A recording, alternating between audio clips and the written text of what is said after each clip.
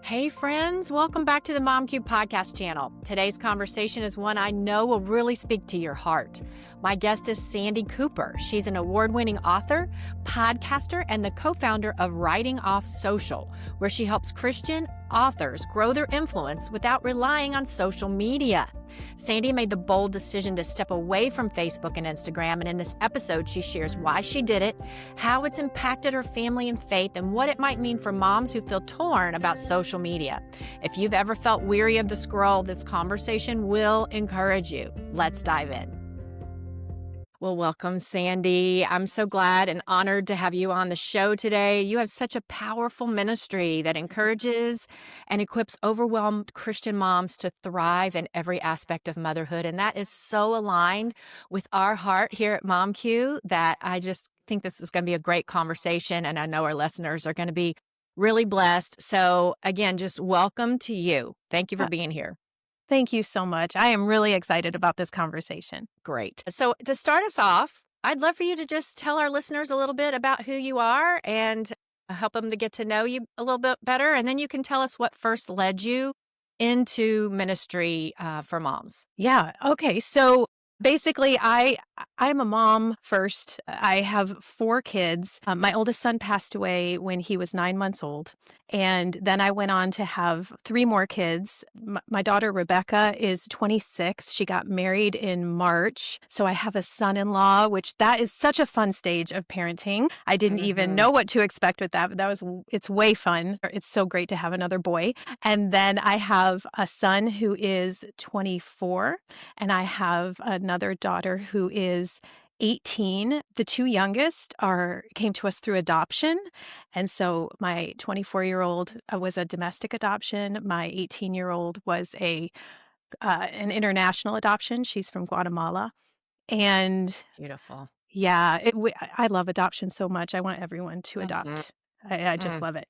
I came to ministry for moms. It was really just a very organic thing. I never set out and thought, I just want to minister to moms. It was more me just inviting the women in my neighborhood when I had babies to come over and study something together in scripture. And you mentioned that before we hit record, that you came to Jesus during a Bible study that had childcare.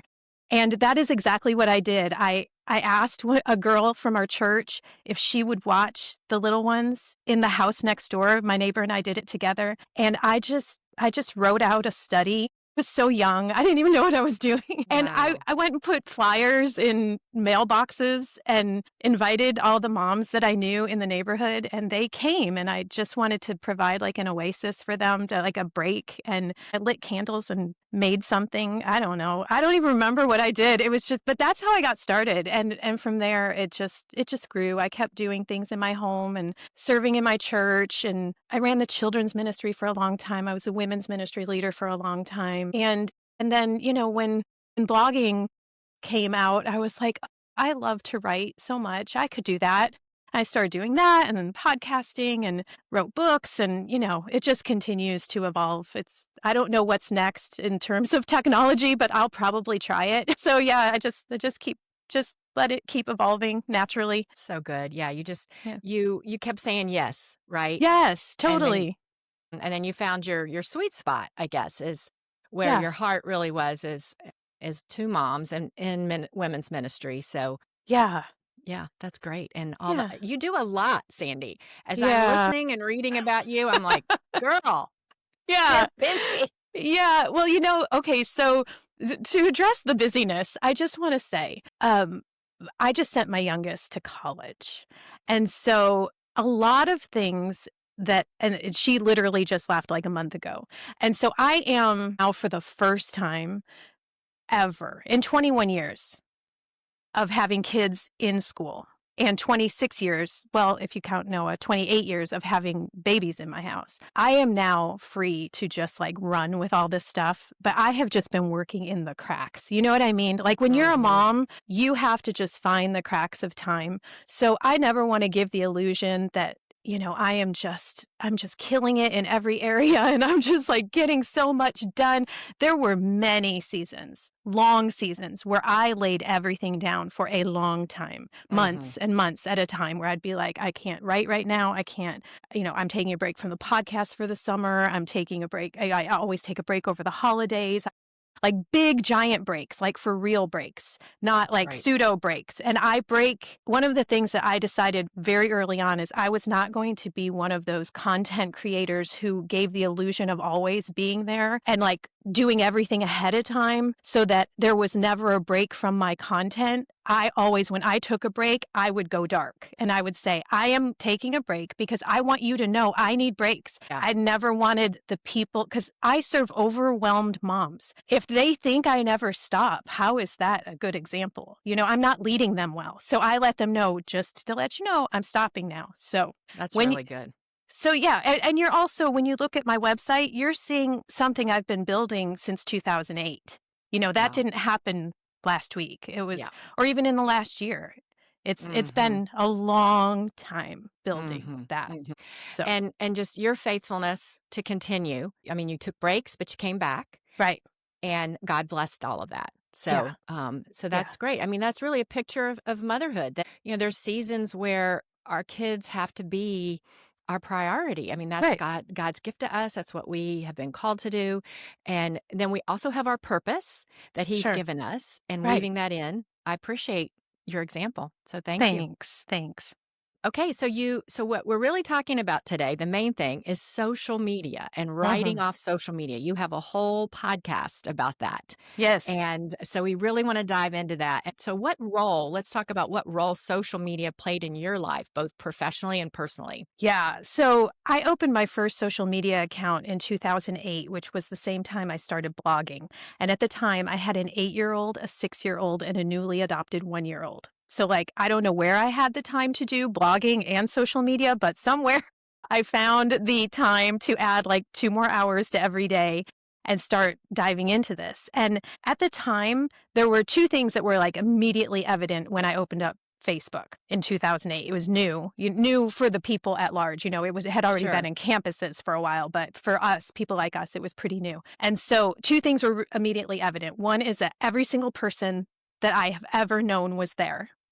And second, it was a really cool place to share my writing because people would see it and they would read it and then they would share it. And so it was like a win-win for me at the time. It was awesome. I literally looked for every person that I could think that I wanted to get back in touch with, like childhood friends, high school Right. friends. Like it was awesome.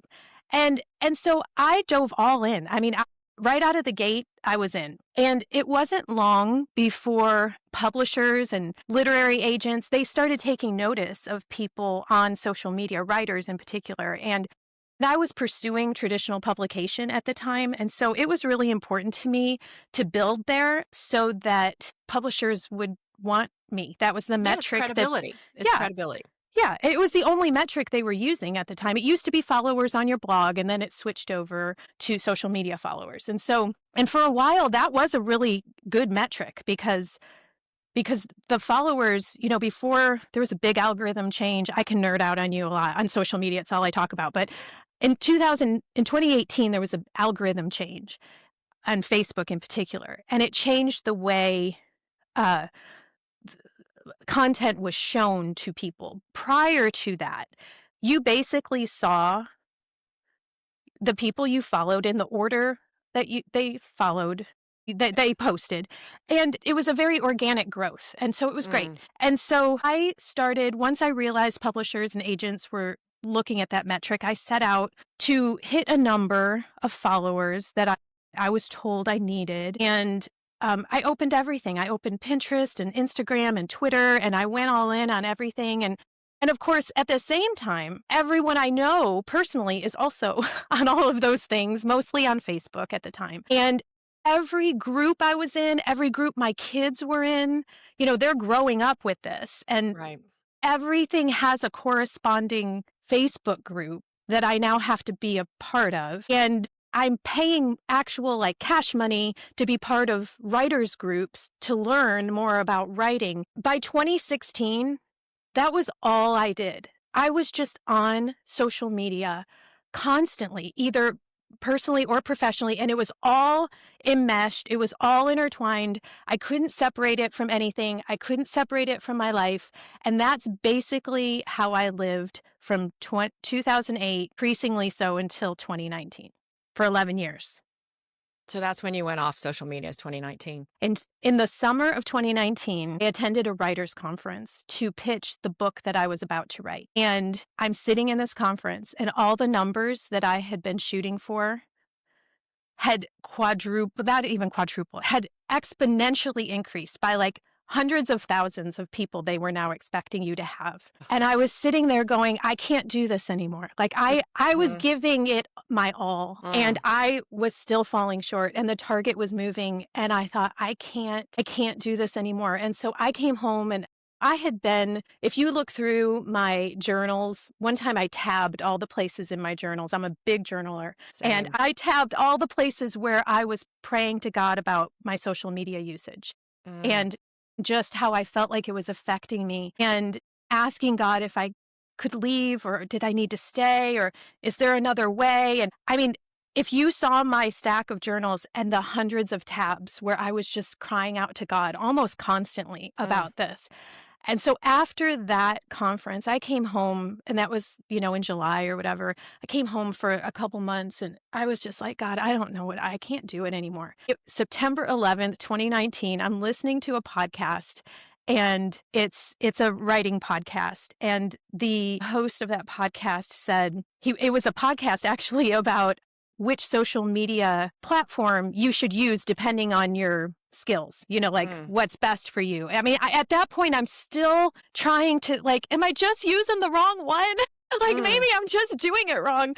And so I'm actively still trying to engage with these platforms. And he said something in that podcast. And he said, if you are a writer who needs to write a book and you're considering which platform to use, the best thing for you to do is to get off social media and go write your book. And I had never heard anyone in the writing industry say that for sure. Like in 2019, no one in the writing industry was saying get off social media. They were all saying, too bad, so sad. This is the hard part of your job. Suck it up.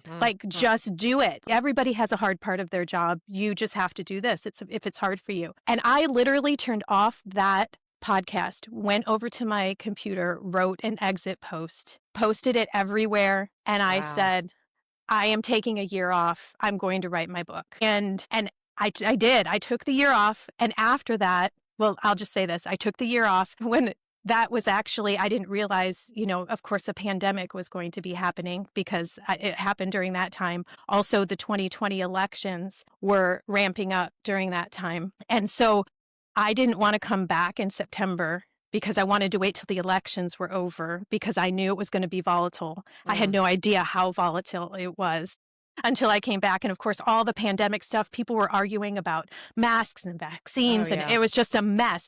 And so I stayed off a little bit longer, but I came back after I finished writing my book, and I self-published it, and I wanted to promote the book, and I was really excited to come back. And I was like, I missed it. I'm going all in. I have new boundaries. I can do this. I came back, I started promoting my book, and it was just a matter of like a couple days. And I thought, oh my gosh, I hate it here. Gosh, I hate it. My life was so much better off this. I don't need this. I don't want this. And I went to the Lord and I said, can I please leave? Can I please leave? And it wasn't like a thus saith the Lord moment, Sandy, get thee off social media, but it was just a gentle peace that I felt the Lord say to me, yes, and we can find another way. And I was like, okay, good. And so on March 18th, 2021, I shut everything down. I haven't been back since. That's amazing. Yeah. So obviously you had felt like it was kind of become an idol in your life. Is that really the ultimate thing? Yeah. It wasn't even that I idolized it. It's I felt trapped. I felt like I wasn't allowed to leave. Yeah. Yeah, because of your profession, for sure. Yes, and because of how entrenched I was with the kids. And, and I was like taking culinary classes and they had like a cooking group and I was paying money to be part of writing groups and I didn't know how to untangle it all. And there were hundreds of people, like in my family, I have a huge family. My husband and I both come from families, 7 kids. Hmm. So everyone's married with all their kids. And that, it was the main way I was keeping in touch with them. Like, I didn't know my kids were on social media at the time, my 2 older ones. So I didn't know how, like, what do I do with that? Like, I have to watch them. They're my kids. I need to monitor. They're teenagers here. And so it was so complicated for me. Right. Very, very complicated for me. Yeah. And I can see that it was just robbing you of peace. Oh my gosh, yes. Yeah. Mhm. Yeah. So after you made that decision, first of all, I love how trusting you were, that you kept praying about it. And it's so hard to, I know, I get it, because we have social media too, and you feel like you have to do these things. But I know that moms feel the same way. They have to do these things because of, like you're saying, the kids and the information for the kids, and then just staying on top of the trends and all the things. And yeah, I actually have my daughter-in-law is a social media influencer. Yes, of course she is. Yes, and I have a granddaughter.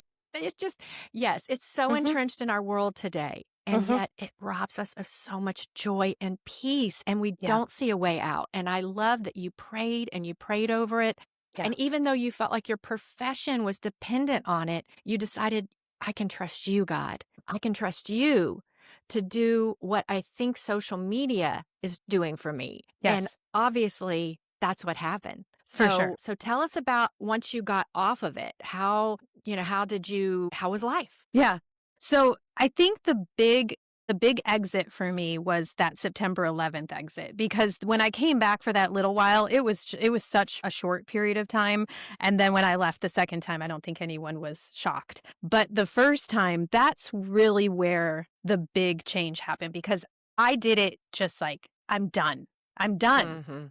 But that first couple days, I left things open. I didn't just shut it all down right away, but I left things open for a while because I got this influx of writers, particularly in my writing group. There were, probably 4,000 people in that group at the time, in that Facebook group, who, when I posted that I was leaving for a year in the name of writing, that I had hundreds of people reach out to me. And so it immediately was affirming, like, okay, I'm not the only one feeling this. This is a thing. Like, writers Mhm. feel trapped. And a lot of people had questions. They wanted to know how am I doing this? And so I had already kind of set myself up. Well, I had taken so many breaks, I guess, in the past. I kept trying to break because, that's what they tell you to do. Take a break and then come back, and then everything will be better. Well, social media is addictive. Yeah. It's designed to be addictive. We know this now. We didn't know this in 2019. They weren't telling us this in 2019,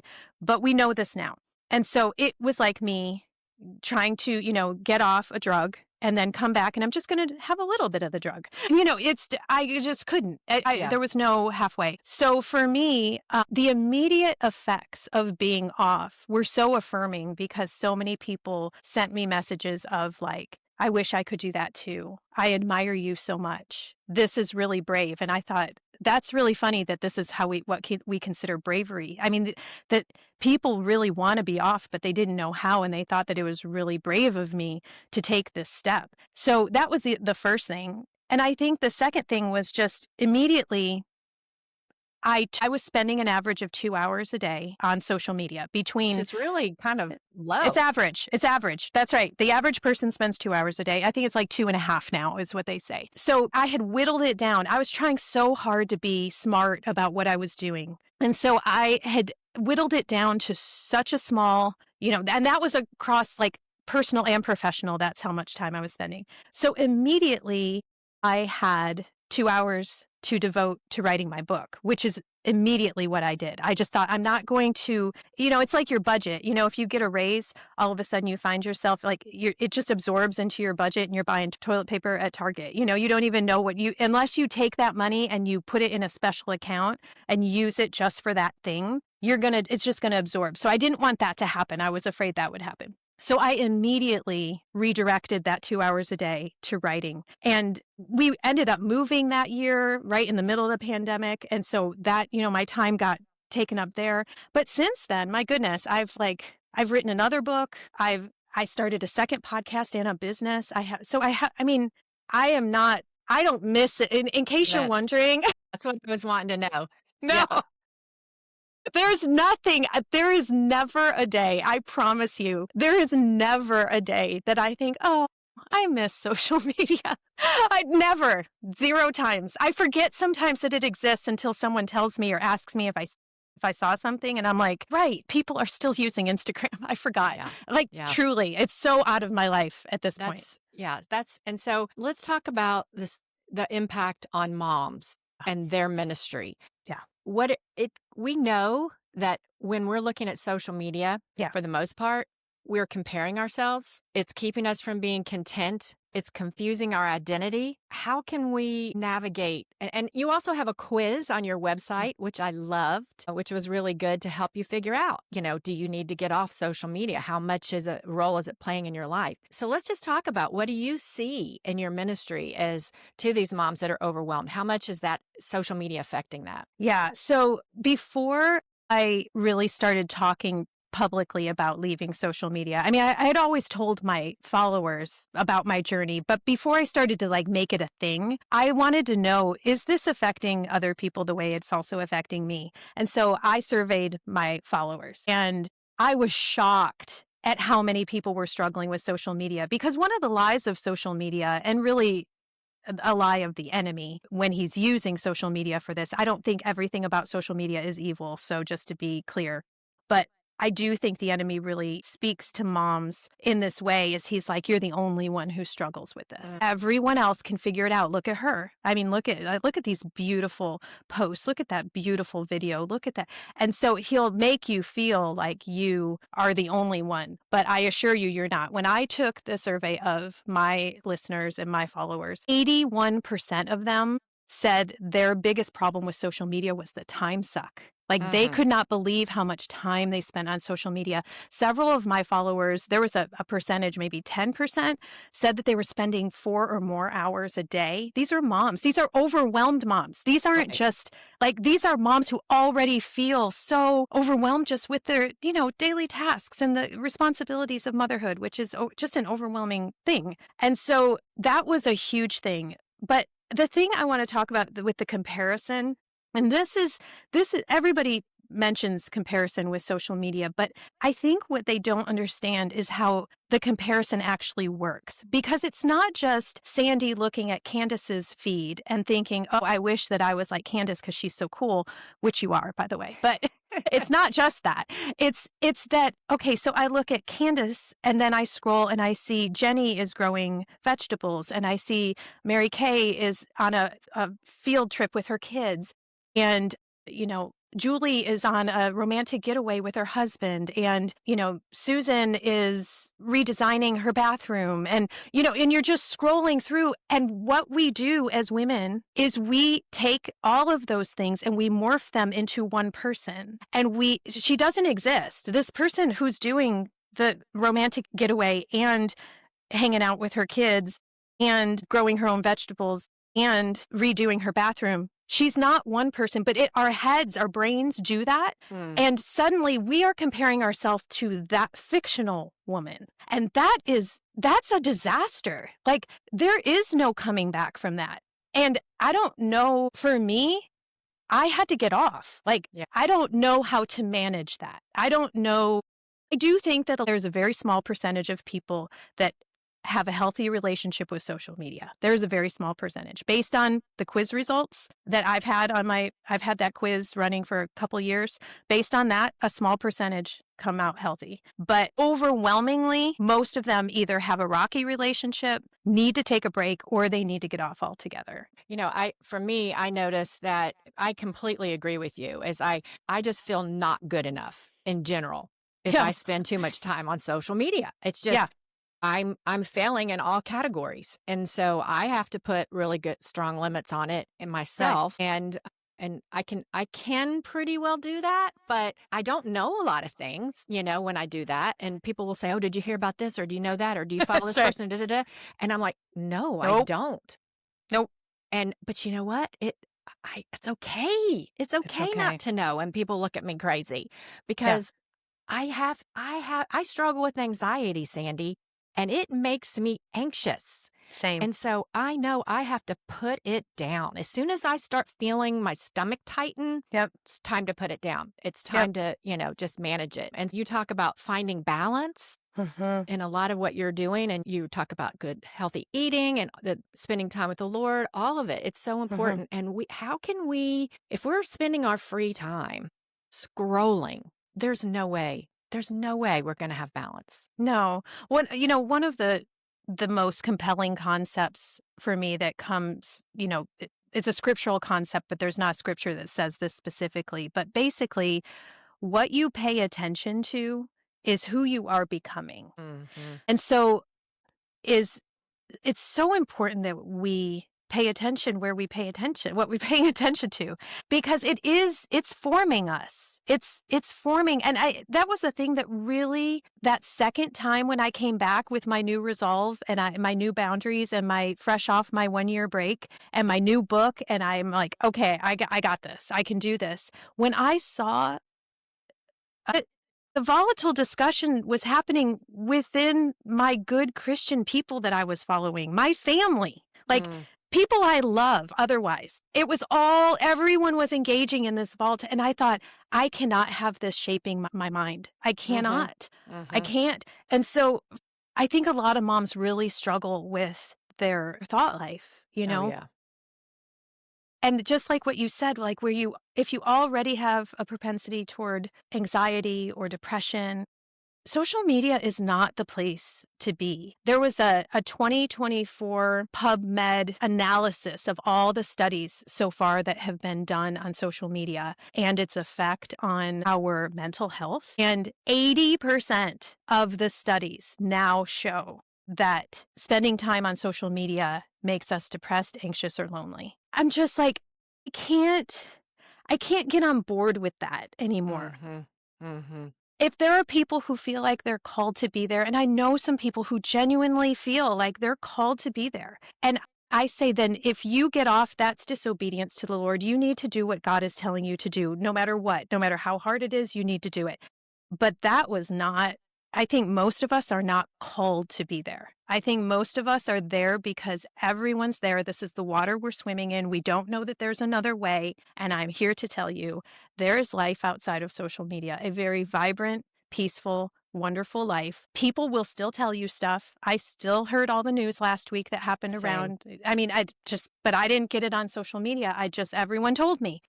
I have a Facebook ambassador, I call her. She's my best friend. She is the one who I'm like, if you ever see anything that you think I need to know, she was especially helpful when my kids were still in school because she was in the Facebook kids That's group. what I was going to ask you, actually. Yes. That's the one kind of Yeah. thing that's still in the back of my mind is how do you handle that? Because there's so much information that you're missing out for your kids. So Yeah. that's a great idea. Have an ambassador. I crown you Facebook ambassador for me. Will you please just let me know if there's anything here? And I will tell you, here's two other really good ideas. If you don't have an ambassador, if you are a recluse and you don't have any friends, well, I'm being facetious because I know everyone can at least appoint one ambassador. But if you can't or you don't want to, you can either go to the club or the school and you can ask, is there another way I can receive this information? Because what we're finding more and more as more and more moms don't want to spend their time on social media and they don't want their kids on social media, Hmm. the schools are coming up with, there's other apps that they can share information. And so that's the one thing. You can go and be the change. You can suggest the change and you can research some other apps and say, hey, what if we used this instead of Facebook? And that's the thing. The other thing you could do is you could create a friendless account. So you have an account, you don't follow anyone, you don't friend anyone. It is only for your groups. And Mm. I did that when I first came back because my kids were all in school still and I was in the cooking club and the writing club and all the things. So I whittled my Facebook. I actually unfriended. I used my own account, but I unfriended everyone and unfollowed everyone. But when I needed to go in and check something, I would just go in really quick, check the thing, but there's nothing in my feed. Yeah. Can't get There was sucked in. exactly. Hmm. Exactly. So those Yeah. would be they're very practical, real suggestions that I actually use, and the women that I know who get off social media, they do one of those three things. That's great. I was just thinking about just yesterday. I had a big Mom Q gathering meeting, and it was great, but for some reason I felt very drained and came home and I wanted to I started to get on social media as I was eating my lunch, but I wasn't really feeling great, and I needed God to fill me up, and I'm Yeah, like, you know what? I'm going to put this down, and I'm going to pick up my Bible, there you go. and I'm going to read Scripture. That's right. And I read the Psalms.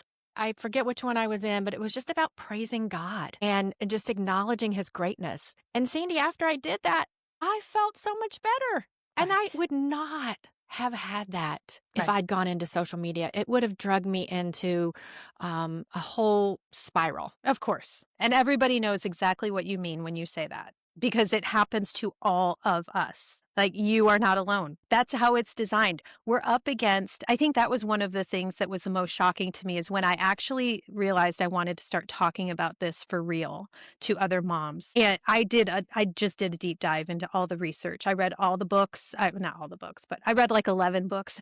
I listened to hundreds of hours of podcasts. I just wanted to understand the industry. And what I learned in a nutshell is there is a multi-billion-dollar industry that hires its best technicians to create technology to addict you and keep you on the platform because your attention is their fuel and that's how they make money. Period. That's what it is. And Yeah. so you're up against it is a David and Goliath situation. You are up Mm. against it's not a fight. All the people who say it's just a tool. And I'm like, no, actually, it's not just a tool because I don't know anyone addicted to their toaster or their screwdriver. Like you go, you use the tool, you get in, you get out. It's what it is. But it doesn't have this luring effect that will suck 30 minutes and drain your mental low capacity. Mhm. It's just, Mhm. there is not another, it's not a tool.